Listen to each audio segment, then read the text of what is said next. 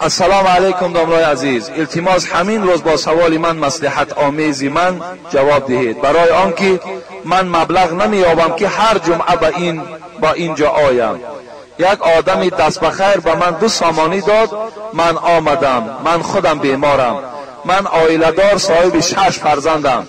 زنم با سبب مبلغی کم یافتنم از من نفرت کرده، 1 سال باز با من قهری کرده است. زنم نمازخوان است.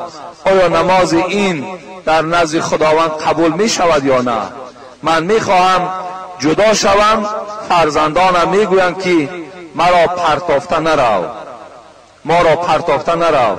چی کار کنم؟ التماس مصلحت دهید، التماس همین روز جواب دهید. یعنی این برادر عزیز ما گویم در بلای زن گرفتار است. زنی بد در سرای مردی نکو، اندرین عالم است دوزخ او. زنهار بد قرین بد زنهار، و قین ربنا عذاب النار.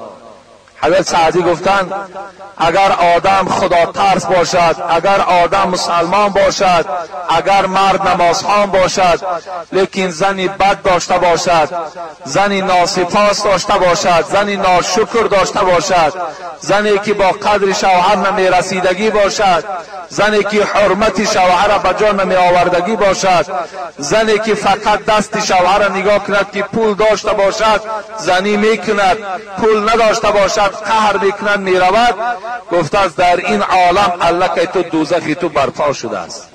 اما همین گفته از خودش دوزخ است.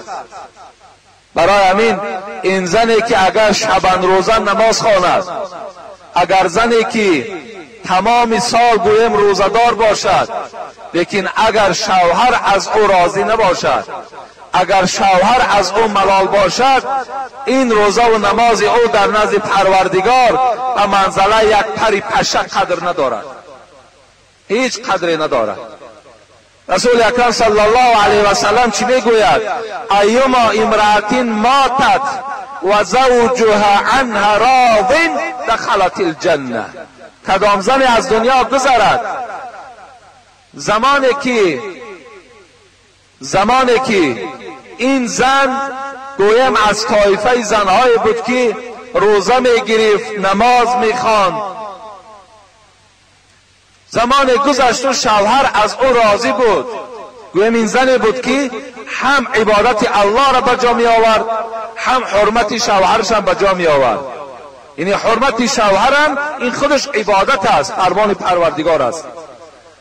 اگر این خلزن از دنیا گذرد و شوهر از او راضی باشد، دخلت الجنه. حبیبی خدا گفت همه دروازه های جنت، 8 در جنت این زن صدا میکنند، یعنی به ما بیا. لیکن زنی که اگر نماز ندارد، یا اینکه زنی که نماز دارد یا به نمازش یک طرف بگذاریم، به نمازش ما دیگر صحبت هم نداریم. زنی که نماز دارد، روزه میگیرد، از این ماه رجب هم روزه میگیرد که ماه رجب هم یگان حدیث صحیح در بابش وجود ندارد که روزه این هم یگان ثوابی هم ندارد. از ماه رجب هم روزه میگیرد، خب لیکن شوهر از او راضی نیست، شوهر پیوسته ملال میکند، شوهر پیوسته گویم که فقط همون پول و مالش نظر میکند، دیگر احترام او فرزندهایی که از این گویم که در بین اینها پیدا شده است اینا را تماما اهمیت نمیدهد. این گونه زن اگر از دنیا گذرد، شوهر اگر بالای او غضبان باشد، حبیب خدا گفتند ثلاثه لعنهم الله، این 3 طایفه در لعنت الله گرفتارند. لعنت الله این حاصل نیست، لعنت الله این است که تو از رحمت، از مهربانی، از فایده ها و راحت جنت محروم هستی. 3 طایفه، من اما قوما و هم له کارهون. یکم همون ملایی که مردم وی بد میبینند. از چی خاطر؟ از خاطری که با مردم حقیقت بیان نمی کند. به چی خاطر بد میبینن؟ به خاطر که اسلام و ملاگی را فقط برای پول جمع کردن استفاده برده ایستاده است. فقط گویند بسیار بابای شانه، بابای فلانی، بابای فلانی گفته، با این خاطر فقط نان آب مردم چکار میکند؟ استفاده میبرد، کم پروری میکند. مردم به این خاطر بدش میبینند، برای که نان آب میخورد، لیکن از خدا و پیغمبر چیزی صحبت ندارد، با مردم چیزی نمیگوید. این خیلی طایفه ها زیادند. یکم انا همین خیلی ملاها در لعنت الله گرفتارند. دوم کی است؟ و امرأة باتت و زوجها علیها غضبان. بین دویمش همان زنی هست که در یک خانه با شوهر زندگی دارد، در یک جایگاه خوابند، لیکن با یکدیگر قهری هستند، با یکدیگر صحبت ندارند، در بین یکدیگرشون احترام وجود ندارد.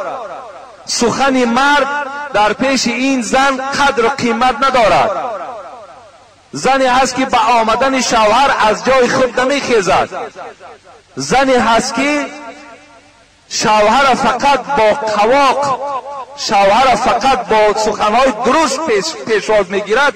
اینم در لعنت پروردگار گرفتار است. مادرای عزیز، من میدانم انشاءالله صدای مرا امروز همه شما میشنوید. روز از روزها تو این دنیا را ترک میکنی، عمر دراز نداری. فردا این شوهری تو هم در پیشت میارند. وقتی میپرسند این خلاق و این سخنهای درست و این معامله های بده که تو در دنیا کردی، همه اینها باعث حسرت و پشیمانی تو در آخرت می شود که تو را دیگر فایده نمی کند. حبیب خدا میگوید لا تؤذی امرأة زوجها فی الدنیا الا قالت زوجتها من الحور العین. بین در دنیا یک زن مثل این زنی که شوهر فقیر می شود، نادار می شود، قهر می کند می رود، یا قهر هم که نکند با شوهرش معامله خوب نمی کند، وقتی که با شوهر سخنهای درست می گوید، شوهر آزار که می داده است، الا قالت زوجته من الحور العین. زنهایی که در جنت برای مردها خدا آماده کرده است، اونها این منظره را وقتی میبینند که زن بسیار شوهر آزار داده ایستاده است، زن دنیایی، چی میگفتند؟ قاتلک الله، خدا تو را ای زن دنیایی قتل کند، خدا تو را ای زن دنیایی هلاک کند، خدا تو را ای زن دنیایی تمام حسنات بیکاره کند. خدایا این زن دنیایی را در غضب خودت گرفتار کن. قاتلک الله فانما هو عندك دخیل یوشک ان یفارقک الینا. همون حورهای جنتی چی میگفتند؟ همون حورهای جنتی میگفتند ای زن دنیایی، افسوس که این صدای من به گوش تو نمیرسد، و ایلا من برای تو اعلان میکنم، خبر میدهم که این مرد که امروز تو او را آزار داده ایستاده ای، این مرد که امروز این بیچاره را تو گویم دیوس کرده ای، این مرد که امروز غیرت همش تو از دستش گرفته ای، این در نزد تو دخیل است. دخیل گفته چرا میگن؟ این در نزد تو موقت است، این در دست تو مهمان است. یوشک ان یفارقک الینا، زود است که این نزد من می آید، تو را ترک می سازد، زود است. از این خاطر باید مادرها، خواهرها قدر شوهرها را دانند. چگونه که حورهای جنتی منتظرند، باید زنم در خانه منتظر شوهر باشد که کی به خانه می آید، دیگر دستی او را نظر نکند در دستش چی می آید، در دستش خالی می آید یا در دستش کم می آرد، این در شما نظر نکنید، فقط پیشوازش گیرید، فقط در حقش دعا کنید. این حالت در شما بهترین زن میشوید. این حالت در شما گویم که درجات بلندی را در جنت مشرف میشوید. حضرت سعدی را خدا رحمت کند میگه دلارام باشد زنی نیکخواه ولیکن از زنی بد خدایا پناه. زنی خوب میگوید حضرت دلارام باشد. زنی خوب بسیار دل آرام میکند، بسیار عصب آرام میکند، بسیار وقتی مرد خوش میکند. زنی که اگر دلارام باشد، زنی گویم که مسلمان باشد، زنی که خدا ترس باشد، زنی که همه کمبودی های خانه را از حساب الله بیند. ولیکن از زنی بد خدایا پناه. لیکن از زنی بد گفته است پروردگارا به سوی تو پناه طلب میکنم. تهی پای رفتن به از کفش تنگ، بلای سفر به در خانه جنگ. حضرت گفتن تهی پای رفتن به از کفش تنگ. همین پاپوشی که تنگ باشد، همین پای افضالی که پای انسان میزند، گفته است از این گونه پای افضال پوشیدن نپوشیدنش بهتر. گفته است اگر همین خلزن ناسپاس، همین خلزن نادرست، همین خلزنی که به قدر فرزنده و شوهر نرسد، از این خلزن در نابودنش بهتر است، نداشتنش بهتر است. بلای سفر به که در خانه جنگ. همین سفر از بلا خالی نیست. همین گفته است دائم سفرکی باشی و مادامی که اگر در خانه دائم جنگ باشد، اگر خانه دائم نارام باشد، دائم خانه ناسالم باشد، دائم خانه در گویم گفت و شنیدهای ناخوب باشد، از این در گفته است برای این خیل مردی که این خیل زن داشته باشد، همین دائم در سفر باشد، این بهتر است. به زندان قاضی گرفتار به که در خانه بینی در ابرو گره. حضرت سعدی را خدا رحمت کند. زندان قاضی را میدانیم، رنگی زندانایی که امروز تلویزیون داره و گویم که کراوات داره و خوراک جا داره و حاجت خانه داره و همه شرایط داده است، این خیلی زندان نیست. زندان قاضی را یک راست میکنن زمینه، از اون بالا 10 متر از 15 متر از میپرتویند. در همونجا از بالای سر کشاده است، کدام وقتی خواهن آبد میتن نمیتند گفته. یک جای خیلی با مشقت، جای وزنین، در یک جایی که پا تا دراز کرده خواب کرده نمیتانی. حضرت گفته است همین خیل جای بهتر است. گفته است زمانی که اگر خانه روی و زن تا اگر نگاه کنی که در ابروش گره باشد، اگر قواق در زن باشد، پیشوازی تو با گره ابرو باشد، از این خیل زن نگاه کردن و از این خیل خانه را در آمدن همون زندان قاضی بهتر است.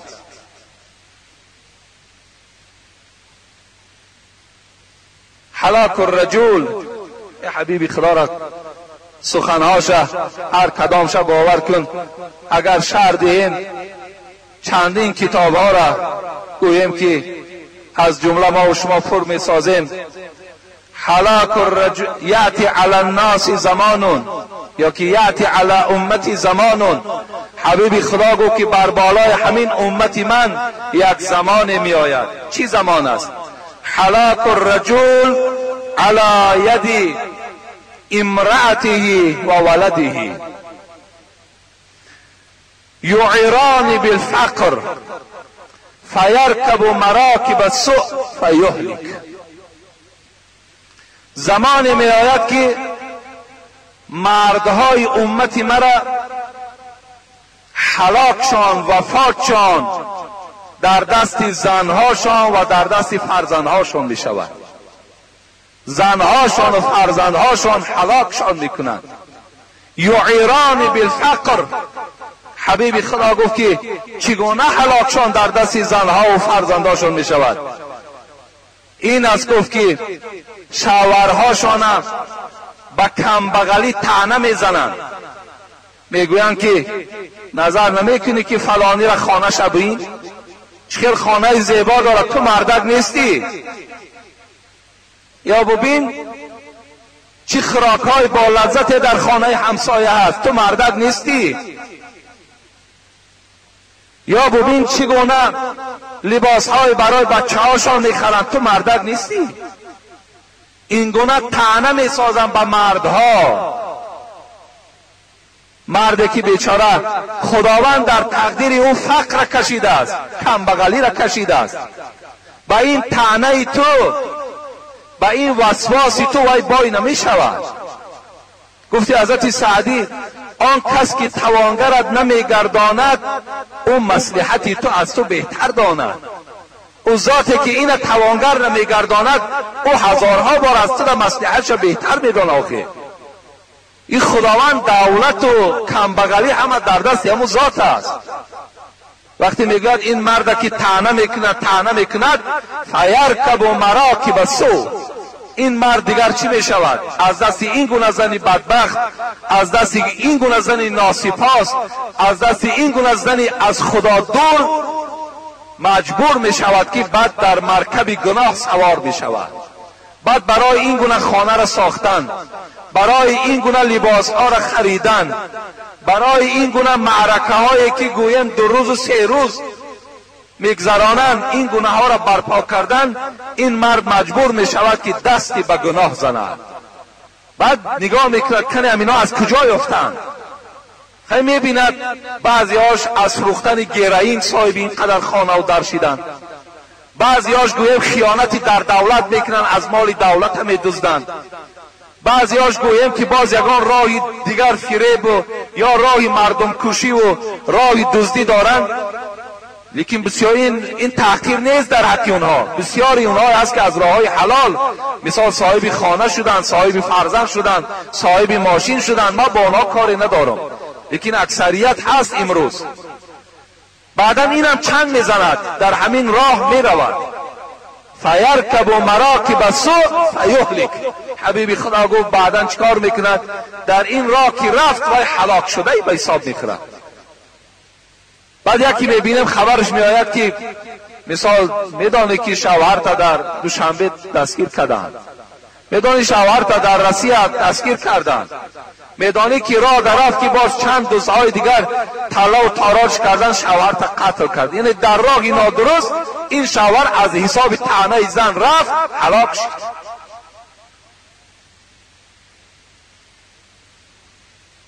باید که با قدر زنها گویم چی مردها رسند و چی زنها هم باید که مردها را احترام کنند. نه بس وای دولتدار است، وای کمبغل است، وای مالدار ندارد، یعنی این اعتبار نکنند.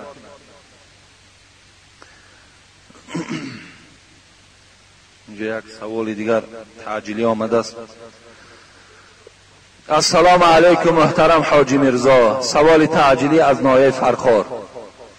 محترم، در نزد زنی که حج کرده است قرآن می آموخت، روز سطر کرده به خانه‌اش رفت و آن زن به دخترم گفته است به من سطر معقول نیست، دیگر سطر کرده نیا، یگان روی ماچه را ببند که موی سرت نتابد بس است. و من گفتم به او سطر معقول نباشد، او زیر آیت سوره نور رفتار کرده است و یک چند روز می شود که به قرآن خوانی نمی رود. خلاص آیا دخترم را به دیگر جا ببرم یا در نزد همان زن به سطر خواندن را دوام دهد؟ التماس جوابش را همین جمعه گوید که حیران مانده ام. با احترام برادر اسلامی شما. یعنی این زن حج رفته است، زن قرآن خوان است، لیکن سطر را دوست نمی دارد. تعجب است، باور کنید، تعجب است. من چی گفتنی هستم؟ میگوید هیچ سیقل، سعدی را خدا رحمت کند، هیچ سیقل نتواند کرد آهنی را که بدگوهر باشد، چون بود اصل جوهری قابل تربیت را در او اثر باشد. سگ به دریای هفتگانه بشو چون که تر شد پلیدتر باشد. خر عیسی گربرش به مکه گرچه آید هنوز خر باشد. عاقلان این سخن نکو دانند زاده خر همیشه خر باشد. این سخن حضرت سعدی است. خواهر عزیز، مادر عزیز، برادر عزیز، ما و شما وقتی که عنوان حاجگی گرفتیم، حج کردیم، موضع های مبارک تماشا کردیم، پس وقتی ما می آییم و یک خواهر ما سطر اسلامی میکند میگویم امین من ده معقول نیست، چی گناه عزیز عظیمی. چی گویم یک جنایتی وزنی در نزد قرآن ما و شما کردگی هستیم. برادرای عزیز، این الله در قرآن میگوید، چی در سوره احزاب چی در سوره نور. حضرت عایشه صدیقه که گویم یک تار مویش از 1000 این گونه زنهای حاجی بالاتر بود، مادر ما و شما، وقتی یک طایفه زنها پیشش آمدن برای زیارت آمدن، مادر من عایشه را، عایشه که رسول اکرم در جنگ بود، پیغمبر خدا پرسیدن ای حبیب خدا، محبوب ترین مردم به سوی تو کیست؟ کی را دوست می‌داری؟ حضرت گفتن عایشه را دوست می‌دارم. گفتن ای حبیب خدا، مراد ما از مردهاست از زنها نیست. گفتن ابوها، پدر عایشه را دوست می‌دارم، ابوبکر دوست می‌دارم. زن را که عایشه را که رسول اکرم دوست می‌داشت، همین عایشه را زنها زیارت آمدن.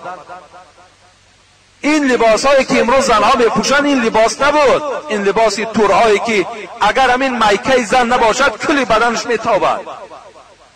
این لباسی که گویم آستین های بریده و این لباس هایی که یوبکه هایی که امروز برهاشون دراندگی تار پای ها میتابد، این گونه نبود.